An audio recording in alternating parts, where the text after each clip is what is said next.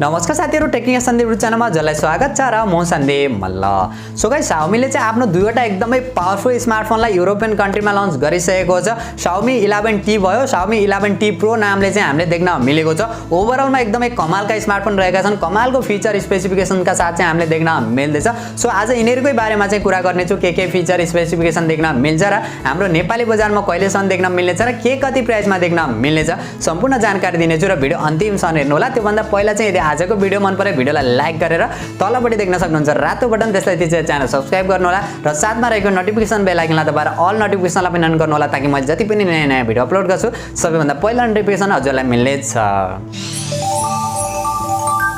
Okay, so guys अब ढिला नगरी आजको भिडियो सुरु गर्न चाहन्छु। Xiaomi को 11T र 11T Pro को बारेमा कुरा गर्ने हो भने सबैभन्दा पहिला म यिनीहरुको डिजाइन डिस्प्ले र बिल्ड क्वालिटीबाट सुरु गर्न चाहन्छु। दुईवटै स्मार्टफोनको डिजाइन डिस्प्ले र build quality same to same नै रहेको छ। 6.67 इन्चको full HD plus AMOLED display 120 hertz का साथ देख्न मिल्छ भने अगाडिपट्टि हामीले कोर्निङ गोरिल्ला ग्लास भिक्टसको प्रोटेक्सन देख्न मिल्छ।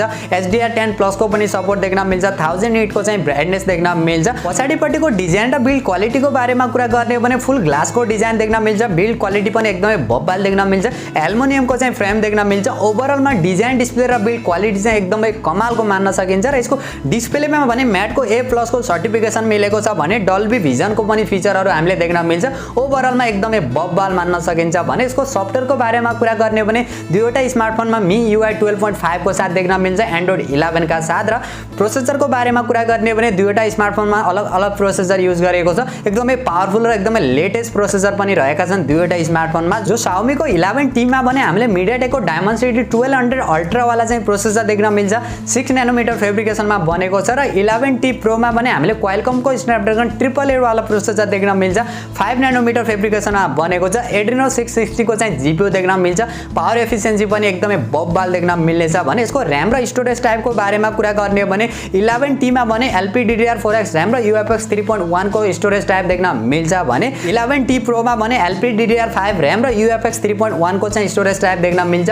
रिड एन्ड राइट को एक्सपिरियन्स पनि बब्बाल देख्न मिल्नेछ र ओभरअलमा यिनी दुईटा स्मार्टफोनको प्रोसेसरको बारेमा कुरा गर्ने हो र गेमिङ परफर्मेन्सको बारेमा कुरा गर्ने हो भने एकदमै कमालको हामीले देख्न मिल्नेछ। जुन प्राइसिङमा युरोपियन मार्केटमा लन्च भएको छ र जुन प्राइसको हामीले नेपाली बजारमा एक्सपेक्ट गरेका छौं त्यो प्राइसिङलाई हेर्ने हो भने बब्बाल गेमिङ परफर्मेन्स हामीले देख्न मिल्नेछ भने यिनीहरुको क्यामेराको बारेमा कुरा गर्ने हो भने हामीले ट्रिपल क्यामेरा सेटअप देख्न मिल्नेछ। जो मेन क्यामेरा 108 मेगापिक्सल को primary sensor, second camera 8 megapixel को अल्ट्रा वाइड सेन्सर र थर्ड क्यामेरा 5 मेगापिक्सल को टेली माइक्रो लेन्स देख्न मिल्छ भने अगाडिपट्टिको सेल्फी क्यामेरा 16 मेगापिक्सल को देख्न मिल्छ। ओभरअलमा क्यामेरा फिचर र क्वालिटी एकदमै बब्बाल मान्न सकिन्छ भने अरु फिचर र अरु सेन्सरहरुको बारेमा कुरा गर्ने हो भने यो स्मार्टफोनको यिनी स्मार्टफोनहरुको अलिकति डिसअपोइन्ट गराउने खालको कुरा हामीले Xiaomi कम्पनीको तर्फबाट साइड माउन्टेड फिंगरप्रिन्ट सेन्सर देख्न मिल्छ। सुपर एमोलेड डिस्प्ले दिएको छ, डिस्प्ले एकदमै बब्बाल दिएको छ, तर साइड माउन्टेड फिंगरप्रिन्ट सेन्सर का साथ लन्च गरेको छ। यो कुराले अलिकति डिसअपोइन्ट गराएको छ। यदि यो कुरालाई अलिकति अपग्रेड गरेर अन्डर डिस्प्ले फिंगरप्रिन्ट सेन्सर का साथ लन्च गरेको भए अझै एकदमै बब्बाल हुन्थ्यो। 11T मा हामीले ड्युअल स्टेरियो स्पिकरको सपोर्ट देख्न मिल्छ र 11T Pro मा भने हामीले हार्मन कार्डेन को स्पिकरको सपोर्ट देख्न मिल्छ।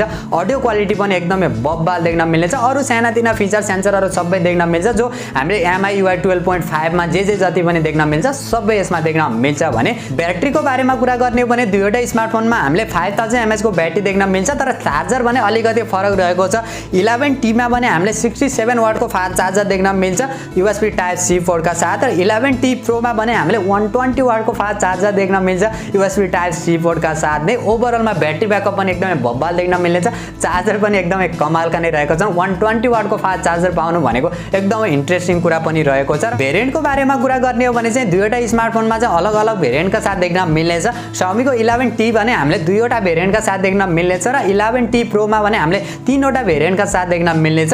यसको बेस भेरिएन्ट हामीले 8GB प्लस 128GB का साथ नै देख्न मिल्नेछ दुईवटा स्मार्टफोनको। र यिनीहरुको एक्सपेक्टेड प्राइसको बारेमा कुरा गर्ने हो भने Xiaomi को 11T को बेस भेरिएन्ट हामीले नेपाली बजारमा लगभग 70 देखि 75 हजार मा देख्न मिल्नेछ भने 11T Pro को बेस भेरिएन्ट हामीले लगभग 90 देखि 95 हजार को बीचमा देख्न मिल्नेछ। अब त्यो भन्दा हायर भेरिएन्ट त्यो भन्दा माथि जाने वाला छन्।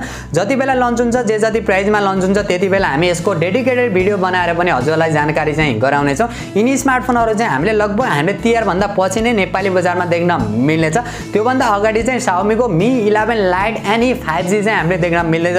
त्यो पनि एकदमै कमालको स्मार्टफोन रहेको छ। सो गाइस यिनीहरू नै थियो Xiaomi को 11T र Xiaomi को 11T Pro को ओभरअल डिजाइन फीचर र स्पेसिफिकेसन र मेरो पर्सनल ओपिनियनको बारेमा कुरा गर्ने हो भने दुईवटा स्मार्टफोन एकदमै बब्बाल रहेका छन्। अब हाम्रो नेपाली बजारमा के कति प्राइसमा लन्च हुन्छन् त्यो चाहिँ हेर्नुपर्छ। जुन प्राइसको हामीले एक्सपेक्ट गरेका छौँ त्यही प्राइसमा नेपाली बजारमा लन्च भयो भने चाहिँ एकदमै बब्बाल स्मार्टफोन चाहिँ हुनेवाला छन्। हजुरहरू यदि त्यो प्राइस सेगमेन्टमा चाहिँ एउटा राम्रो स्मार्टफोनको वेटिङमा हुनुहुन्छ भने मजाले यिनी दुईटा स्मार्टफोनको वेट गर्न सक्नुहुन्छ। सो हजुरहरू भने यिनी दुईटा स्मार्टफोनलाई लिएर कतिको एक्साइटेड हुनुहुन्छ त्यो भने कमेन्ट गर्नु होला र यदि आजको भिडियो मन पर्यो भिडियोलाई लाइक गरेर तलपट्टि देख्न सक्नुहुन्छ रातो बटन त्यसलाई थिचेर च्यानल सब्स्क्राइब गर्नु होला र साथमा रहेको नोटिफिकेसन बेल आइकनलाई दबाएर अल नोटिफिकेसनलाई पनि अन गर्नु होला ताकि मैले जति पनि नयाँ भिडियो अपलोड गर्छु सबैभन्दा पहिला नोटिफिकेसन हजुरलाई मिल्नेछ।